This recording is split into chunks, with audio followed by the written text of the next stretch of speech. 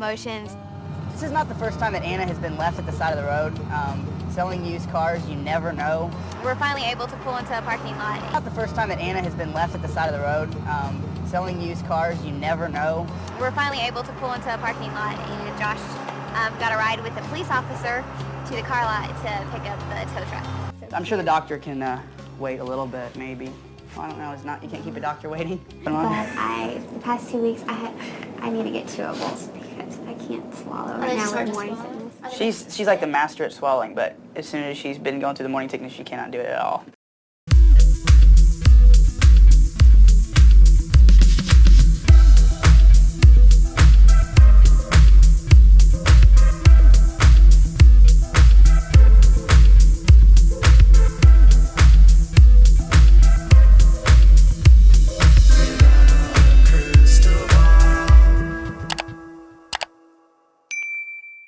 Hey everyone, it's Katie from Without a Crystal Ball. Welcome back to my channel. I hope you're having a wonderful day. It's Monday, June 6th. I hope everyone's having a wonderful, amazing time. We have so much to catch up on. One of these days, I will talk about something that's not Duggar related. I feel like presently, so much is coming out of the woodwork.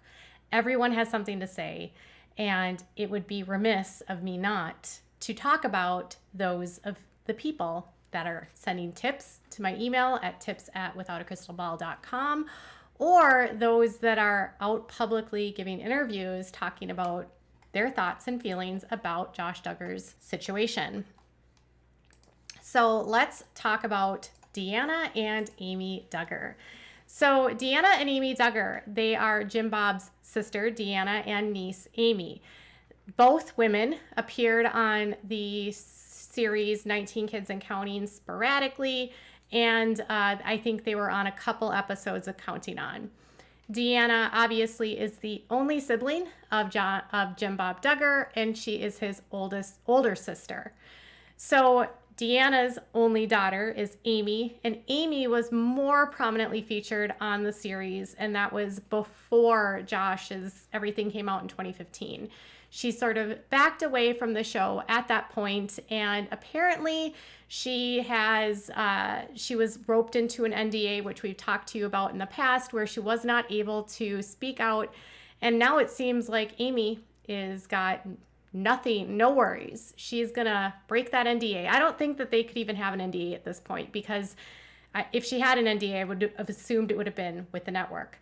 So both Amy and Deanna have been speaking with the Sun. Amy has talked about her relationship with Anna, her thoughts on the sentencing. She opened up about the rules of her uncle, things that he did and did not like. And we'll get into that in a minute. Well, Amy has done a lot of public speaking. It's not, her mom has been a little bit more quiet. So Deanna, who is Jim Bob's sister, she did an interview with The Sun. And in her interview, she revealed her thoughts about Josh for the very first time. And she said, I think he's guilty. I think he should get some help to really find out what's going on and find out what caused all of this and get the psychological help that he needs. And she also talked about her father and said, my father had serious mental issues. It could have been passed down to Josh. I don't know. So that's not the first time we've heard about Josh, JL, having some issues. There was a long-standing rumor that Jim Bob Duggar had spoken to the church about the sins of his father and how the sins of his father had passed down to Josh. Now, I should note that the sins of the father, it's an ancestral, like generational sin. So the way that the IBLP believes is that something that I do in this life, if it's not a good thing, that sin is then in my DNA, and I pass that sin on to my child. So if I am a fraud and I steal, then I pass that fraud and stealing down to my child. So sins of a father doesn't necessarily mean that my father did the same thing, kind of thing. It's just that sins are passed down. Who knows what that means from Jim Bob's perspective. This is not the first time I've also heard about his the father having mental health issues. Now, and then a couple, like, I don't even know, maybe a month or two ago, one of Jim Bob's friends that knew him for years and years and years and years was telling me that Jim Bob's mental health, they've noticed, has drastically, they believe, gotten worse over the years. They don't know if it's just that he's just been dealing with so much with Josh. So Deanna says that her dad had some serious mental health issues. Maybe that was passed down. So yes, mental health issues can be passed down in families. That is for sure. It could also be like products of Josh's childhood. There's a million reasons, but it could also just be the wiring of Josh. You know, like right now, Josh doesn't believe that he's done anything wrong. And even if he were to get treatment, the judge even said in the sentencing, like, if you go through the motions just to say that you're going to go through the motions, but internally you don't believe there's a problem, that treatment's not going to do anything for you. So if you don't acknowledge that you've done this, if you don't acknowledge that this is a problem in your life, you're not going to get better. Josh might not think this is a problem. Josh might not be capable of thinking that this is a problem. There are some, psychopaths, sociopaths, narcissists can be very resistant to treatment. So can people that have the same attractions as Josh, because they don't think it's a problem. They don't look at it as a problem. And so instead, they believe that they're right, everyone else is wrong. And so they're going to just be more secretive about what it is that they've done. He has no remorse. I don't think psychological help would help. Like, I kind of believe that what Dustin Roberts had written in his statements to the court was that Josh doesn't have remorse. Josh is not capable of remorse. Josh is resistant to treatment. He's never had treatment. He doesn't even acknowledge the problem. To them in the prosecuting office, they said Josh is not reformable. And I tend to agree.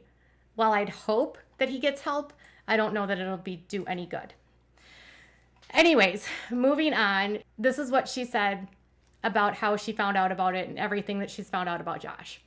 I was very shocked about everything that has happened. I was told some different things. It's a really complicated situation when you're told one thing and something else happens. She said, I was watching our local news and we heard that Homeland Security stopped by Josh's car lot. I called one of the family members and I asked if this was true, and they said, no, they just stopped by. Homeland Security doesn't just stop by, says Deanna. And she went on to say, I tried to make sense of it. What in the world is going on? I was told it was an ex-con who downloaded the CP. I kept trying to figure it out. They had too much evidence against my nephew. It breaks my heart because I don't understand his thinking. She also did not go to sentencing because it would be too hard for her to attend. She said that she and Jim Bob once had a really good and awesome relationship, but she hasn't spoken to him since Josh's arrest. So she hasn't spoken to Jim in over a year at this point. And whether or not she would want to, mend fences with him, she said, I want everyone to just get along. We'll have to see on that one. I don't know. So she was told it was the shady ex-con. She was told that they just stopped by.